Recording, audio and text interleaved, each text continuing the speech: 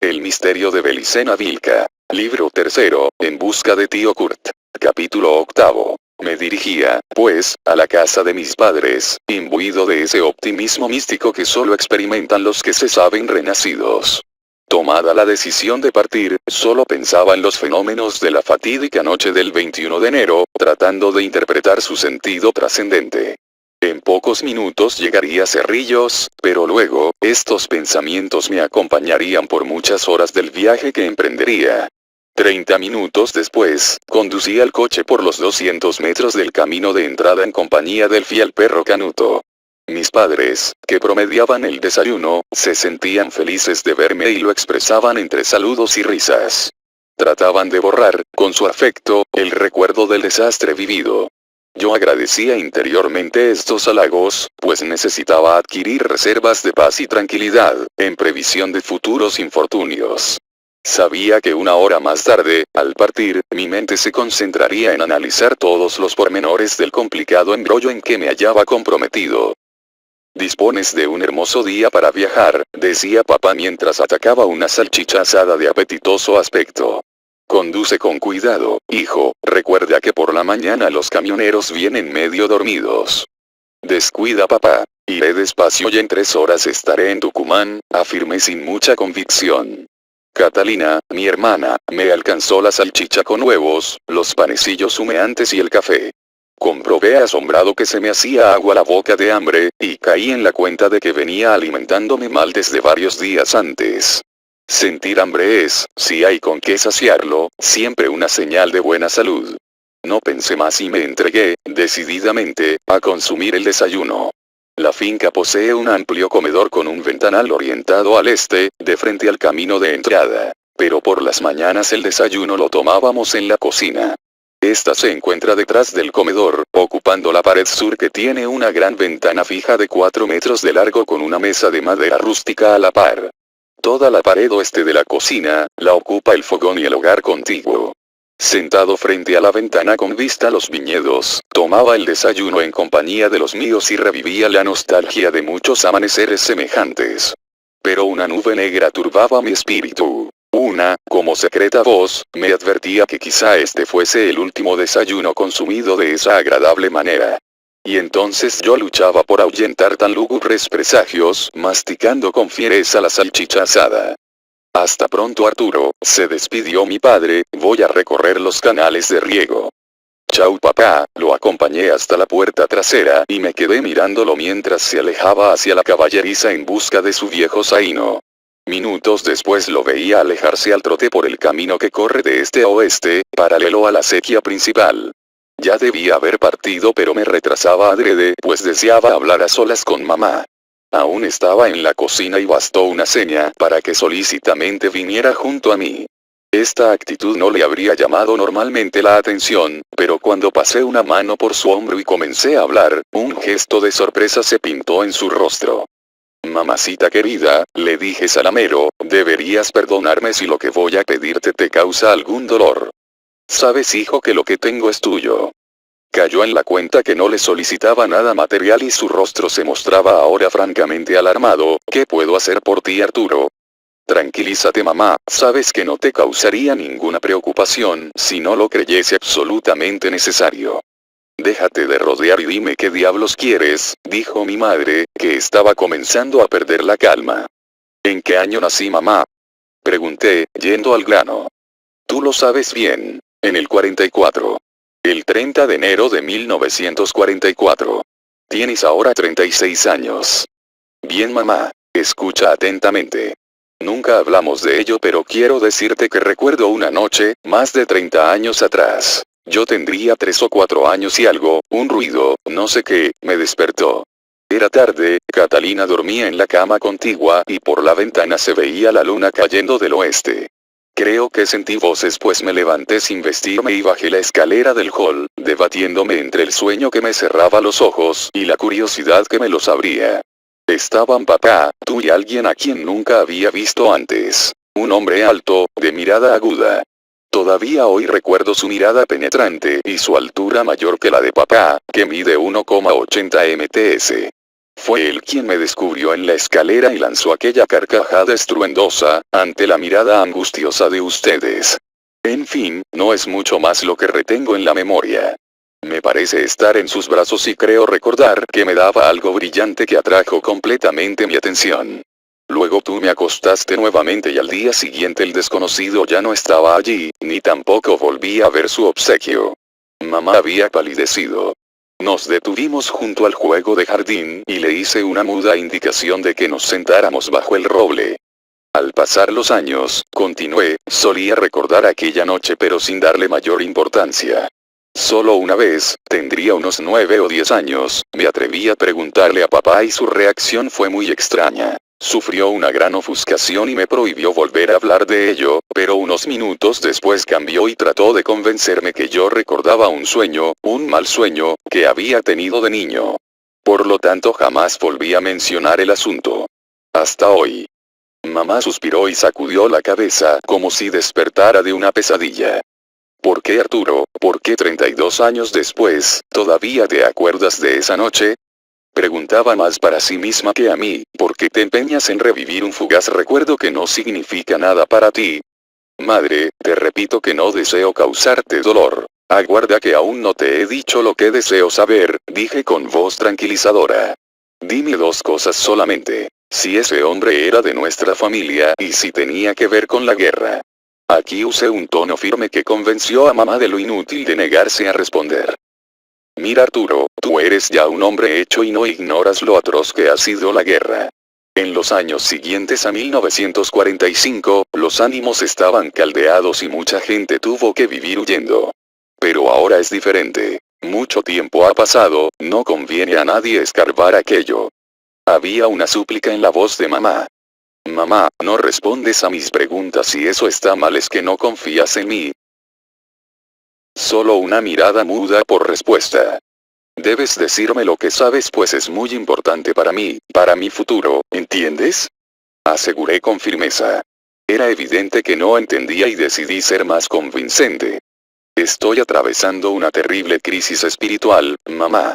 El destino me ha puesto frente a una diabólica encrucijada de caminos, en donde un error de elección, significa extraviarse por el camino equivocado, lleno de obstáculos y peligros reales. Tus respuestas me ayudarían a no fallar. Créeme, mamá. Tomé sus manos con las mías en un desesperado esfuerzo por infundirle confianza. No entiendo nada de lo que dices, pero presiento que estás realmente preocupado, hijo. Te diré lo que deseas saber, y Dios me perdone si me equivoco al hacerlo. Respiró profundamente y continuó. Kurt. Él era quien vino esa noche de 1947. Mi hermano Kurt, que fue dado por muerto o desaparecido en Berlín en 1945, estaba en realidad cumpliendo una misión en Italia cuando terminó la guerra. Permaneció 2 años oculto en un monasterio franciscano del sur de Italia, hasta que en 1947 pudo venirse a la Argentina, merced a una red de ayuda para fugitivos de guerra que funcionaba apoyada por el gobierno del presidente Perón. Pero, mamá, interrumpí, ¿por qué no volvió a Egipto, a la hacienda familiar? El gobierno egipcio fue muy protector de los alemanes, especialmente después de la fundación del Estado de Israel en 1948. Es un misterio. Y jamás quiso decirlo, ni el motivo de la persecución, ya que solo contaba con 30 años, razonaba mamá ingenuamente, y casi siempre tuvo destinos diplomáticos. ¿Pero qué era él durante la guerra? Pregunté intrigado, ¿civil o militar? Militar. Oficial de las Waffen-SS. Mayor o algo así. Debes tener presente que en 1938 yo me casé con tu padre y vine a la Argentina, perdiendo contacto con él por muchos años. Kurt ya por el 32 era jefe de escuadra, es decir, Feinleinsführer, de la juventud hitleriana o Hitlerjugend, en la colectividad germana de Egipto. Gracias a una gestión de papá, que por su título nobiliario gozaba de cierta influencia en Alemania, en 1938 partió para estudiar a una de las escuelas Napola, Nationalpolitische Erziehungsanstalten, de Berlín.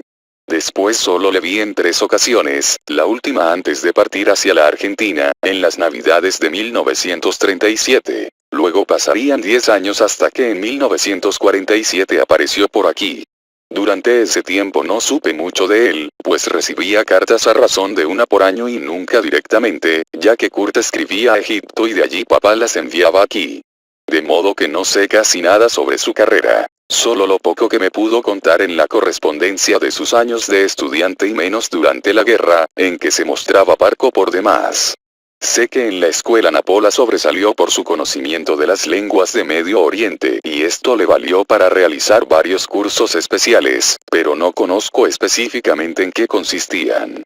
Recuerdo que en sus primeros años estaba feliz, porque se le había permitido ingresar a una división de la escuela Napola llamada, si no me equivoco, Flieger HJ, donde se impartía entrenamiento aéreo. Pero te repito, poco es lo que supe de él luego de su graduación en 1937. Ingresó a alguna división especial de la CSS, más, por lo que estoy enterada, jamás combatió. Su función era algo vinculada al servicio exterior, pues casi toda la guerra la pasó en el Asia. Y eso es todo.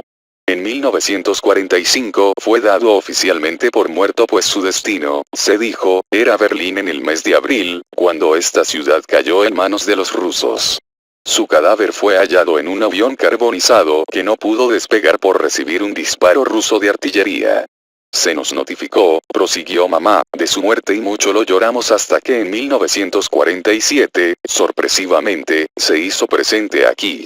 El resto ya te lo he dicho. Fue ayudado por los Cameraden y con una nueva identidad se aprestaba a comenzar otra vida en la Argentina. Según dijo en esa ocasión, era preferible desaparecer para siempre, ya que si los aliados sospechaban de su existencia no tardarían en buscarle. Creo que es una decisión que debemos respetar, ¿no te parece? Me miraba esperanzada en que mi curiosidad estuviera satisfecha. Decidí continuar interrogando antes que reaccionara. Sí, mamá, lo comprendo y te agradezco cuanto me has dicho, pero falta lo principal. ¿A dónde está ahora tío Kurt? Le disparé a boca de jarro y pareció que la pregunta provocaría su desmayo. Arturo, hijo mío, eres adulto e inteligente, ¿por qué preguntas lo que la prudencia aconseja no saber? Él está bien. Nadie le ha molestado en todos estos años y sería de desear que nadie lo haga antes de su cercana muerte. Algo pasó por su mente y se quedó mirándome boquiabierta. ¿No estarás pensando ir tú a verlo? ¿O no? Debes sacarte esa idea de la cabeza. Él ha vivido 35 años en un mismo sitio y todos le conocen en su nueva personalidad. Sería una torpeza poner en peligro tal cobertura por un capricho. Había adivinado mi intención y respondido en consecuencia. Comprendí que sería difícil sonsacarle la dirección de mi resucitado tío Kurt. No comprendes, mamá. No se trata de un capricho. Es importante que hable con él para obtener una información que es posible él posea y que para mí es tan vital como el aire que respiro. Por la seguridad no debes preocuparte, ¿en qué puede afectarle la visita de un desconocido una sola vez en la vida? Hay 1000 justificativos para recibir a un visitante que luego no volverá nunca más. Porque eso es lo que haré, mamá, lo juro. Una vez que le haya preguntado lo que deseo saber me iré y no volveré jamás. Trataba de convencerla con cualquier argumento y ella, dudando, miraba hacia las viñas como buscando la protección de mi padre. Vamos, mamacita, dime dónde está. Tengo derecho a ver una vez en la vida a tío Kurt. Al fin se decidió, aunque demostrando gran contrariedad, y mientras ella hablaba, lejos de alegrarme por mi persuasión, maldecía por dentro el dolor que le había causado y la angustia que sin duda le produciría esta confidencia, por lo menos hasta la vuelta de mi viaje. Él está cerca de aquí, en la provincia de Catamarca. Nunca he ido a visitarlo pues me lo prohibió expresamente, aunque me dio la dirección para un caso de emergencia. Le di una tarjeta y la estilográfica, comprobando que mi madre había memorizado los datos. ¿En estos 35 años no lo has vuelto a ver ni le has escrito? Pregunté incrédulo. Sonrió mientras me devolvía la tarjeta y la estilográfica. Sí, tontuelo. Le hemos visto con tu padre unas pocas veces, en Salta y una vez en Buenos Aires, para unas vacaciones. Pero nosotros no le escribimos nunca. Él nos escribe un par de veces por año, a una casilla de correo que tu padre tiene en Cerrillos y nos avisa cuando irá a Salta, ocasión que aprovechamos para reunirnos unas pocas horas. No llegan a 20 las veces que lo he visto en estos años. Me costaba creer que dos hermanos separados por solo 350 kilómetros no pudiesen visitarse a causa de hechos que nadie recuerda, ocurridos 40 años atrás y a miles de millas de distancia. No obstante, justificaba los temores de mi madre y comprendía el esfuerzo que debió hacer para ceder a mi solicitud y confiarme su secreto. Súbitamente recordé a papá y temblé por anticipado, calculando la ira que le acometería al conocer mi impertinencia. Mamá no le ocultaría mis reclamos desconsiderados y él montaría en cólera. La vergüenza me cubriría y tal vez tendría que prometer no ir a Catamarca. Decidí evitar cualquier discusión y partir inmediatamente. Besé a mamá en la frente y me dirigí al automóvil. Ella no debió notar mi prisa, pues antes que alcanzara a poner el motor en marcha me gritó: «Aguarda, Arturo. Espera unos minutos que te daré algo». Entró en la casa y a pesar de mi impaciencia, hube de esperar 10 largos minutos. Al fin volvió con un sobre en la mano. Escribí unas líneas para Kurt. «Eres tan apresurado que no piensas que él no te conoce. Te vio 5 minutos cuando eras un chiquillo, ¿cómo crees que te recordará?».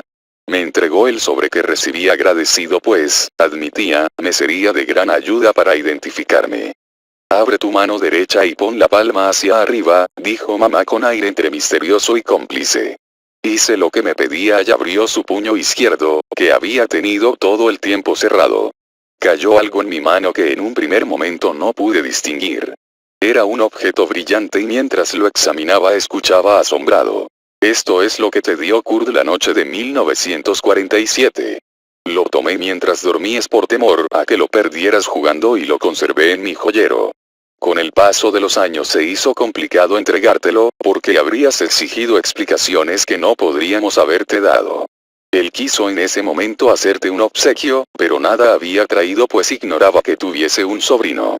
Permanecía soltero y cuando te vio, se conmovió y dijo que, al no tener hijos, serías tú, su único sobrino, quien debía conservarla». Yo miraba atónito la cruz de hierro con esvástica y hojas de roble que tenía en mis manos y me preguntaba cómo un oficial que jamás combatió pudo obtener la más alta condecoración que daba Alemania para premiar actos de heroísmo y valor. «Hasta pronto, madre», saludé por la ventanilla del coche. «No te preocupes, que seré prudente. Saluda nuevamente a papá y a Catalina. Chao. Chao». Arranqué y unos minutos después estaba en la ruta.